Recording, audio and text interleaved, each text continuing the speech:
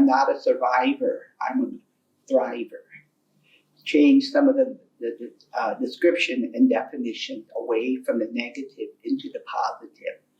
All things in the world are not the same. What happened to Indians from the tip of Alaska to the tip of South America were all different.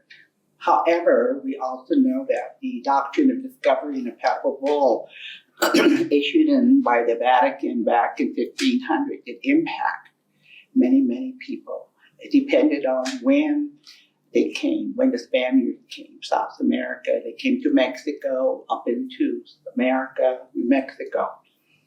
So again, our histories are similar, but not the same. And however, the impact it had on them, it's the same, but the good news is we're still here, damn it. They didn't get rid of us completely. So now, we may have lost a couple of generations of language speakers. However, we find that many of the grandparents and the parents who don't speak the language want their children to know the language, to learn and speak it. And that to me is just absolutely wonderful. Because they could say, no, I don't want you to. But most of them, 99.9% of the parents and grandchildren of those who don't speak it want their children and grandchildren to learn to speak it. And so I became the first Lakota woman to be the president of the Oglala tribe. I walked into that role knowing I knew what the barriers were.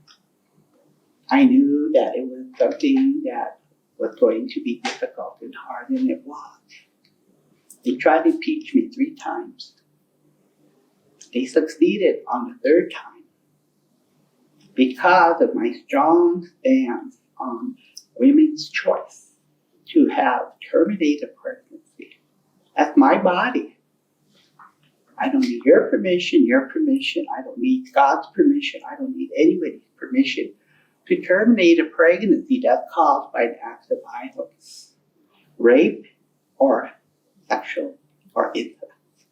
The Creator did not want all humans to be created in an act of violence. We're supposed to be created in a loving, mindful way, correct? I talk about the sacred sperm. You know how many people, they look at me, you know why the sperm is sacred? It's called a seed. The sperm, I would not be here without the sacred sperm, correct? The sperm is sacred. The sperm entered my mother and reached her egg, and here I am.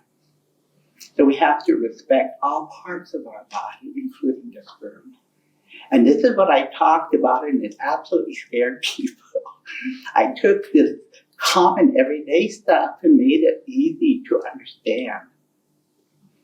So they wanted, so because I supported women's choice, and a lot of them, people, especially the men, did not like that.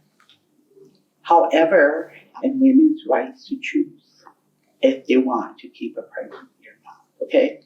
However, the Supreme Court of the Oglala tribe overturned the impeachment because they violated 4 sections of the ordinance of the tribe. And so they considered me still the president of the tribe. But at that point, I was moving on. So we are all like a tree. Our roots do what? They carry the memory of that tree. The roots go deep down inside. And even if you cut the tree down, I was conveying to him a story in my yard.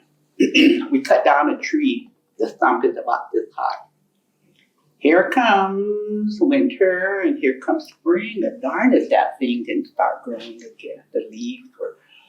I went out there, and I said, so what the heck what are you doing? I thought we killed you.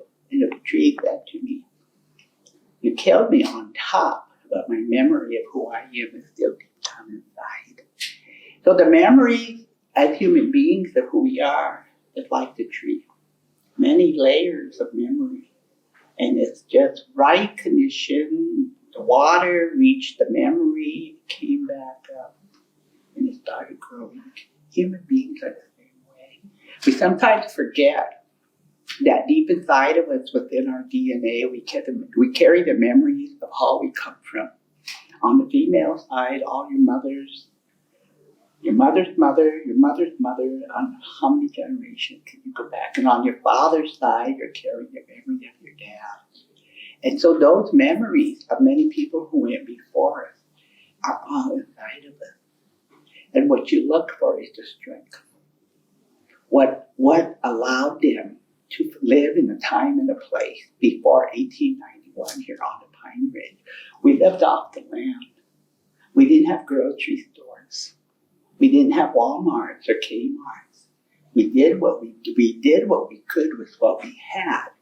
And we lived off the land in harmony with all living things. You know that before you kill a buffalo here, you tell it. Before you kill anything, you offer tobacco, a deer, anything. So we tell them, we take you because we need to eat. Tell them why you're killing them. And so these are all the things we grew up with. And so after 1891, the boundaries of the reservation were established. And those things that we knew, the teachings all around us, the blossoming of the trees. I always tell people, listen in the fall. Those leaves are singing, and you're saying goodbye. We'll see you in the spring, and we'll say bye. Please come back.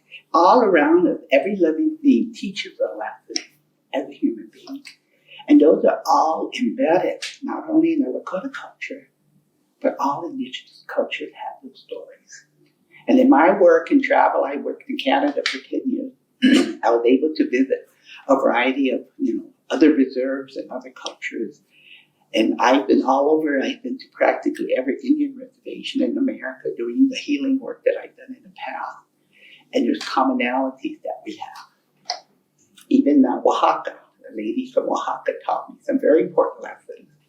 And as they shared some of their healing ceremonies, And anyway, so all around the world, we have people who are still, knowledge of who we are is still deep inside of us. And you can only find that in the culture and the language. And the language has all that